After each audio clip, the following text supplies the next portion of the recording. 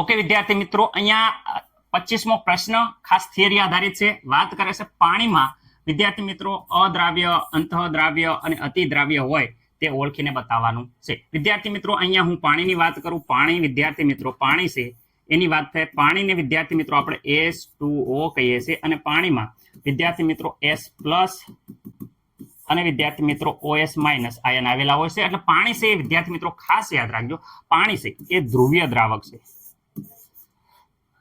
Okay, પાણી છે એ કેવું હોય વિદ્યાર્થી મિત્રો? તો જોઈ શકો છો પાણી એ ધ્રુવીય દ્રાવક છે. ઓકે, તો ધ્રુવીય દ્રાવક હોય વિદ્યાર્થી મિત્રો, અહીંયા આપણે ધ્રુવીય દ્રાવક તમે જોઈ શકો છો. તો ધ્રુવીય દ્રાવકમાં ધ્રુવીય વસ્તુ હોય એ ઓગળે, અધ્રુવીય હોય એ ન ઓગળે. ઓકે, તો ચલો હવે શરૂઆત કરીએ છીએ. અહીંયા ખાસ ધ્યાન રાખજો. પહેલો વાત કરે છે વિદ્યાર્થી મિત્રો અહીંયા ફિનોલ. તો ફિનોલનું બંધારણ સૂત્ર તમને ખાસ ખબર હોવી પડે. આંશિક દ્રાવ્ય છે એટલે થોડોક દ્રાવ્ય છે. કેમ થોડોક દ્રાવ્ય છે સાહેબ? એવું કેમ થયું થોડોક જ દ્રાવ્ય થયો?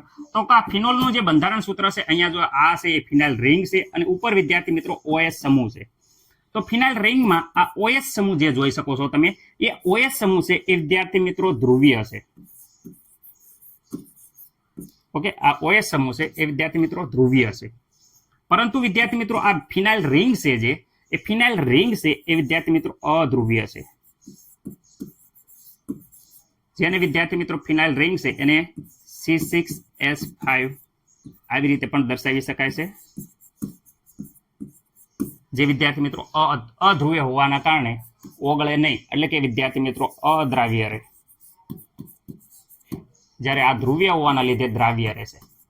એટલે વિદ્યાર્થી મિત્રો અહીંયા કહી શકાય કે ફિનોલ છે અહીંયા જોઈ શકો છો એ આંશિક દ્રાવ્ય હોય છે. ફિનોલમાં OS સમૂહ છે જે ધ્રુવીય છે, જે ઓગળે છે. અને અહીંયા C6H5 ફિનાઇલ રિંગ છે એ અધ્રુવીય સમૂહ છે, એટલે પાણીમાં ઓગળશે નહીં. ઓકે, એવી જ રીતે વિદ્યાર્થી મિત્રો હવે ટોલ્યુનની વાત કરીએ. ટોલ્યુન એ સંપૂર્ણપણે અદ્રાવ્ય છે, સંપૂર્ણ અદ્રાવ્ય છે, ઓગળશે જ નહીં. કેમ? કારણ કે એવું થયું. તો વિદ્યાર્થી મિત્રો ટોલ્યુનમાં અહીંયા તમે જોઈ શકો છો, અહીંયા એનું ટોલ્યુનનું સૂત્ર તમે જોઈ શકો છો કે ટોલ્યુનમાં આ જે ફિનાઇલ રિંગ છે એ ઓગળશે નહીં. અને ઉપર વિદ્યાર્થી મિત્રો CH3 સમૂહ છે એ પણ અધ્રુવીય છે. અને આ ફિનાઇલ રિંગ પણ વિદ્યાર્થી મિત્રો અધ્રુવીય હોય છે. તો અધ્રુવીય હોવાના કારણે એ ધ્રુવીય દ્રાવકમાં ક્યારે પણ ઓગળશે નહીં. ઓકે, આ ધ્રુવીય છે પાણી, એમાં આ અધ્રુવીય હોય એ ઓગળે નહીં, એટલે અદ્રાવ્ય રહે. ઓકે, તો અહીંયા લખ્યું છે ટોલ્યુન એ અધ્રુવીય છે એટલે ન ઓગળે. ઓકે, નીચે અહીંયા ફોર્મિક એસિડ જોઈ શકો છો. તો ફોર્મિક એસિડમાં વિદ્યાર્થી મિત્રો શું દ્રાવ્ય છે? સંપૂર્ણપણે ઓગળી જશે. કે કારણ કે ફોર્મિક એસિડ છે એ ધ્રુવીય દ્રાવક છે, એમાં હાઇડ્રોજન બંધ હોય છે. એટલે હાઇડ્રોજન બંધના કારણે વિદ્યાર્થી મિત્રો એ સુદ્રાવ્ય થઈ જાય છે. એવી જ રીતે ઇથિલિન ગ્લાયકોલ જોઈ શકો છો. ઇથિલિન ગ્લાયકોલ એ સુદ્રાવ્ય છે, કારણ કે વિદ્યાર્થી મિત્રો એમાં હાઇડ્રોજન બંધ આવેલો છે. ક્લોરોફોર્મ વિદ્યાર્થી મિત્રો ક્લોરોફોર્મ છે એ સંપૂર્ણપણે અદ્રાવ્ય હશે, ઓગળશે નહીં, હાવ એમના પેડો રહેશે. એટલે કે ક્લોરોફોર્મ અદ્રાવ્ય છે. રેડી? ઓકે, નીચે વાત કરો પેન્ટેનોલ. પેન્ટેનોલ એ વિદ્યાર્થી મિત્રો આંશિક દ્રાવ્ય છે.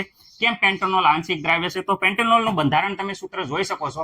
અહીંયા પેન્ટેનોલમાં વિદ્યાર્થી મિત્રો અહીંયા એક OS સમૂહ આવેલો હોય અને અહીંયા વિદ્યાર્થી મિત્રો 5 કાર્બન સમૂહ ધરાવતો વિદ્યાર્થી મિત્રો જે સમૂહ આવેલો હોય છે એ એક કાર્બન વાળો સમૂહ વિદ્યાર્થી મિત્રો હાઇડ્રોકાર્બન વાળો જે સમૂહ આવેલો હોય એ હાઇડ્રોકાર્બન વાળો સમૂહ છે એ વિદ્યાર્થી મિત્રો અદ્રાવ્ય હોય છે. એટલે ખાસ યાદ રાખજો વિદ્યાર્થી મિત્રો, એ અહીંયા હાઇડ્રોકાર્બન વાળો ધરાવતો જે સમૂહ હોય એ વિદ્યાર્થી મિત્રો એ ભાગ છે અધ્રુવીય છે. જ્યારે આ OS છે વિદ્યાર્થી મિત્રો OS તમે જોઈ શકો છો. તો OS છે એ વિદ્યાર્થી મિત્રો શું છે? ધ્રુવીય. તો ધ્રુવીય હોય તો ધ્રુવીય ભાગ તમને ખબર જ છે કે ધ્રુવીય ભાગ છે એ વિદ્યાર્થી મિત્રો દ્રાવ્ય થાય. એટલે આ આંશિક દ્રાવ્ય હશે પેન્ટેનોલ. આશા છે કે દરેક વિદ્યાર્થી મિત્રોને ખબર પડી છે. રેડી? થોડીક ડિટેલમાં સમજાયું છે.